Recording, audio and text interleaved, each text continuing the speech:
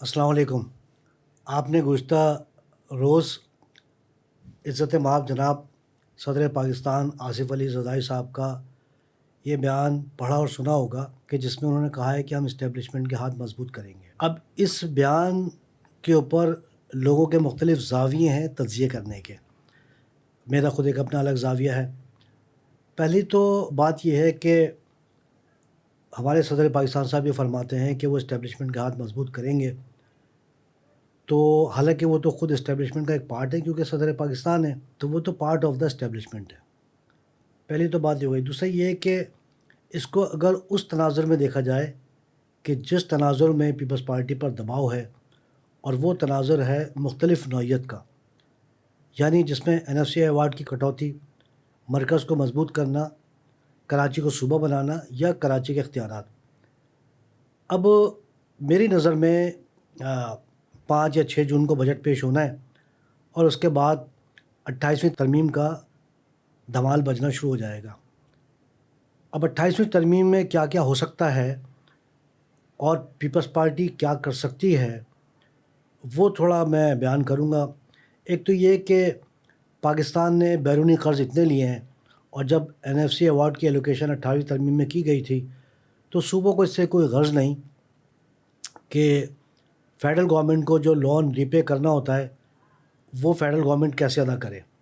اس کے لیے federal government انتہائی دباؤ کا شکار رہتی ہے، تو صوبوں پر اس کے حوالے سے کوئی دباؤ نہیں۔ تو سنا ہی جاتا ہے، جو بہت اس پہ ڈیبیٹ ہو رہی ہے، کہ فیڈرل گورنمنٹ صوبوں کی NFC ایوارڈ میں سے کٹوتی کرے گی۔ اچھا، اگر ہم سندھ کی یا کراچی کی بات کریں تو NFC ایوارڈ میں سے کٹوتی ہو نہ ہو، کراچی کے عوام کو کوئی فرق نہیں پڑتا، کیونکہ چاہے NFC ایوارڈ سے سندھ کو پیسے ملیں یا کچھ اور ہو، کراچی کا تو کوئی بھلا ہوتا نہیں۔ تو عوام کی اس میں کوئی خاص دلچسپی نہیں ہے، دلچسپی تو صرف پیپلز پارٹی کی لیڈرشپ کی ہے۔ جس طرح کا دباؤ ہے تو پیپلز پارٹی اس کو ایکسیپٹ کر لے گی۔ دوسرا بڑا جو موضوع آتا ہے وہ آتا ہے کراچی کا صوبہ بننے کا۔ میرے خیال سے تو کراچی کسی بھی صورت میں فی الحال صوبہ بننے کے کوئی آثار نظر نہیں آتے، کیونکہ پیپلز پارٹی اتنے بڑے فیصلے کے لیے تیار نہیں ہوگی، اور پیپلز پارٹی کے پاس تو سینٹ میں اکثریت ہے، 53 نشستیں اس کی قومی اسمبلی میں ہیں، صوبہ سندھ میں اس کی حکومت ہے، پھر قوم پرست تنظیمیں جو ہیں وہ اس کے ساتھ بالکل ریڈی بیٹھی ہوئی ہیں کہ وہ بولو پہ دھرنا دے دیں، کراچی میں ہنگامہ آرائی کر دیں۔ تو صوبہ بننے کا تو فی الحال مجھے کم از کم کوئی ایسا چانس نظر نہیں آتا۔ اب اس میں مزید کیا ہو سکتا ہے؟ جو بات کی جاتی ہے لوکل باڈیز یا آرٹیکل 140A کی، تو آرٹیکل 140A صرف 2-3 لائنوں کا مجموعہ ہے، اور اس میں یہ کوئی وضاحت نہیں کی گئی کہ صوبے جو بھی کوئی ان کے شہر ہیں ان کو کب پاور ڈیلیور کریں گے، یا کب ان کی مالی یا انسانی لیجسلیشن کریں گے۔ اس میں کوئی ٹائم فریم ہی نہیں دیا گیا۔ جب ٹائم فریم نہیں دیا گیا تو صوبے بھی آزاد ہیں۔ 28ویں ترمیم بنیادی طور پہ 2009 میں شروع ہوئی تھی اور 2010 میں منظور ہوئی تھی، تو یہ انیشیٹو تھا پاکستان پیپلز پارٹی کا۔ پاکستان پیپلز پارٹی اور مسلم لیگ نون نے ایسی قانون سازی کی کہ جو ان کے اقتدار اور اپنے اپنے صوبوں پر گرفت مضبوط کرے۔ تو میرا نہیں خیال کہ پاکستان پیپلز پارٹی قانون سازی میں آرٹیکل 140A میں یا لوکل باڈیز میں کوئی ایسی قانون سازی ہونے دے گی کہ وہ کراچی کے ادارے کراچی والوں کے ہی حوالے کرے۔ یہ ناممکن نظر آتا ہے، کیونکہ ایک طویل عرصے کے بعد 28ویں ترمیم کے ذریعے پاکستان پیپلز پارٹی کو کراچی کے اداروں پہ قبضے کا اختیار حاصل ہوا ہے۔ قبضے کا مطلب اس لیے استعمال کر رہا ہوں کہ کراچی کے عوام کا مینڈیٹ پیپلز پارٹی کے پاس نہیں ہے۔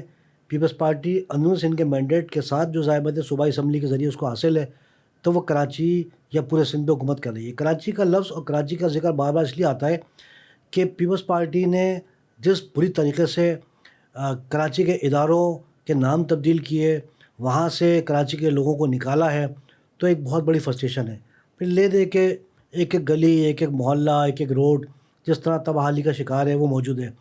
لیکن پیپلز پارٹی کو اس سے قطعی کوئی غرض نہیں ہے، کیونکہ پیپلز پارٹی کے پاس تو ابھی بھی اندرونی سندھ کا مینڈیٹ ہے، آگے بھی الیکشن ہوں گے تو اندرونی سندھ کا مینڈیٹ ہوگا۔ تو پیپلز پارٹی ایسی قانون سازی کے لیے راضی ہوگی کہ جس میں اس کی گرفت کراچی شہر پہ برقرار رہے، سندھ پہ تو پورے اس کے موجود ہی ہے۔ تو پیپلز پارٹی ایسی قانون سازی کرے گی۔ اب ایک طرف ہے کراچی کے مینڈیٹ رکھنے والی جماعتیں یا کراچی کے عوام کہ جن کی خواہش ہے کہ کراچی شہر کے ادارے کام کریں اور وہ ایک میئر کے ماتحت ہوں اور وہ ادارے کراچی کو واپس ملیں۔ دوسری جانب پیپلز پارٹی ہے کہ پیپلز پارٹی کبھی بھی نہیں چاہے گی کہ وہ کراچی کے ادارے کراچی والوں کو ملیں، کیونکہ اب پیپلز پارٹی کے جو بینیفیشریز ہیں جو ان اداروں سے فیض حاصل کر رہے ہیں مالی رشوت کے طور پہ ہر طرح سے، ان کی تعداد ہزاروں میں نہیں، کم از کم 4-5 لاکھ لوگوں کے قریب ہے۔ تو اب مقابلہ اس طرح کا ہے۔ مجھے 28ویں ترمیم میں کوئی خاص تبدیلی نظر نہیں آتی، سوائے اس کے کہ شاید NFC ایوارڈ میں کٹوتی ہو جائے، لیکن کراچی کے لیے آرٹیکل 140A کے تحت کوئی بڑی تبدیلی ہو جائے یہ نظر نہیں آتی۔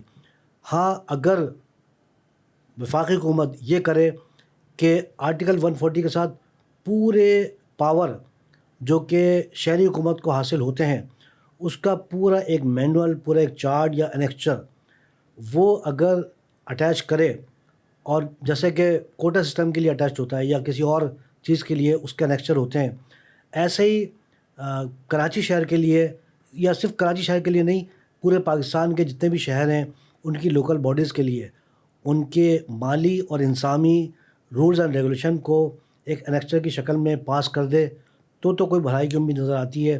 ورنہ اگر آرٹیکل 140A کی طرح ایسے قانون سازی ہو کہ جس میں امپلیمنٹیشن کے لیے کسی مدت کا تعین نہ ہو تو پھر یہ کراچی کے لیے انتہائی بیکار ہوگا، اور میں نہیں سمجھتا کہ پیپلز پارٹی کوئی ایسی قانون سازی کرنے دے گی۔ پیپلز پارٹی ہر وہ ترمیم مانے گی کہ جس سے اس کی گرفت رہے، اور آگے بلاول بھٹو زرداری کو وزیر اعظم بننا ہے تو بارگیننگ تو ہر طرح سے ہوگی، لیکن مجھے کراچی کے لیے کوئی خاص بھلا ہوتا نظر نہیں آ رہا۔ اللہ حافظ۔